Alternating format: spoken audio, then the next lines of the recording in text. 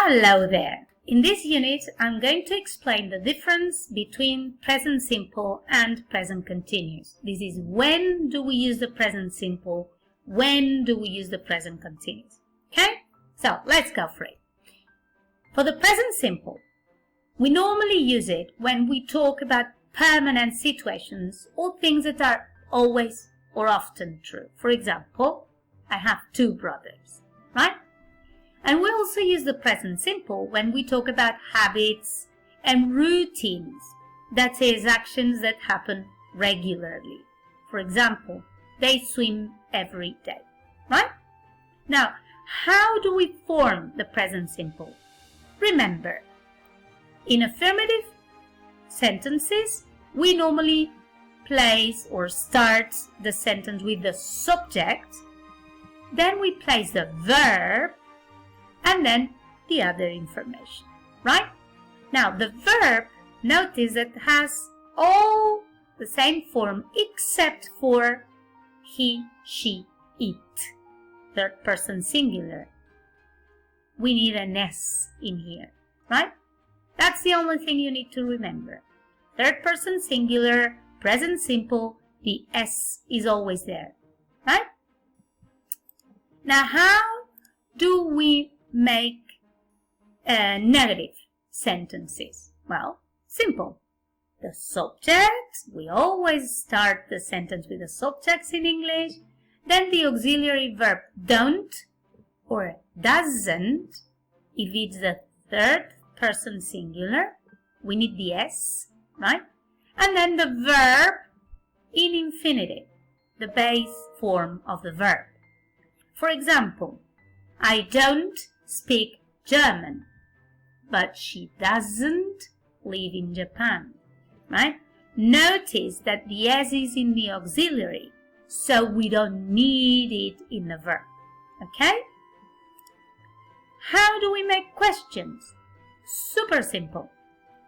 We start with the auxiliary, do or does, if it's third person singular, the subject, the verb in infinitive, and then the other information.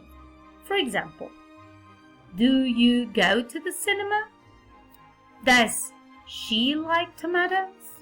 Right?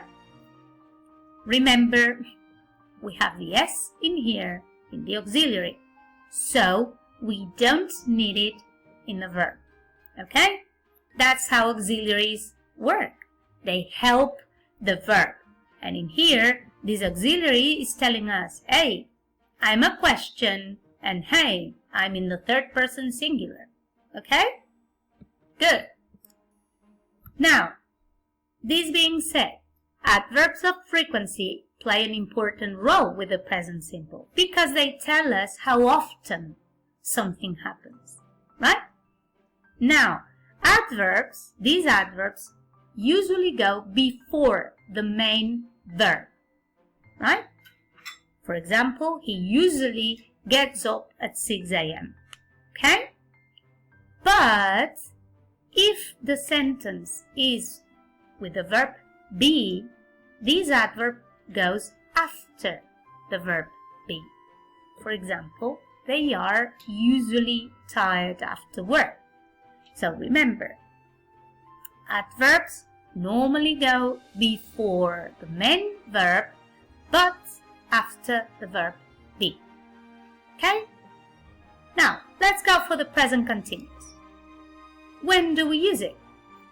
When we talk about things happening now, at the moment of speaking. For example, what are you doing? I'm watching TV. Or, what are you doing?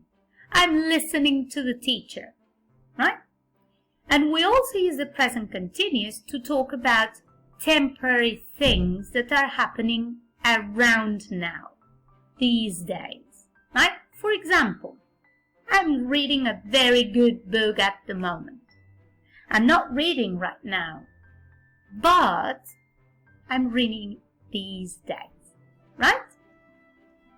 Or they are living at a hotel because they are painting their house. So it's a temporary situation, right? Now we use the present continuous with time expressions that mean now or around now. For example, at the moment, at present, today, these days, right? Okay. Now how do we form the present continuous? If we want to make an affirmative sentence, we always start with the subject, then the verb be, I am, you are, he is, she is, right? And then the main verb in ing or the gerund, the whatever you want to call it. It's also called the present participle, right? How do we make it interrogative or negative? If you want to make a question, you start with the verb be, then the subject, and again the verb in ing, right? Am I playing? Are they playing? Is it playing? And the negative, we start with the subject, then the verb be in negative, and then again the verb, main verb in ing. I am not playing. We are not playing. Or he is not playing. Remember that we can make these forms shorter, but the verb am not cannot be shortened like the others, right? So we say am not, okay? Right. So basically, we form the present continuous with the verb be and the ing form of the verb. Yeah? Remember the short forms of am, is, are. We can use them in here. For example, I'm writing a book. She's listening to the radio, or they're doing their homework. Right? And remember about the negative short forms. We say, I'm not writing a book, but you can say she isn't listening to the radio instead of she is not listening to the radio. Or they aren't doing their homework instead of they are not doing their homework. Right? Okay. And now for the spelling of the ing form. This is important, the way we spell verbs. Okay? Now remember, if the verb ends with an E, we normally drop the E, we omit the E, and we add ing. For example, from love, loving, or drive, driving, right? Now, when the verb ends with two consonants, nothing happens. We just add ing and that's it.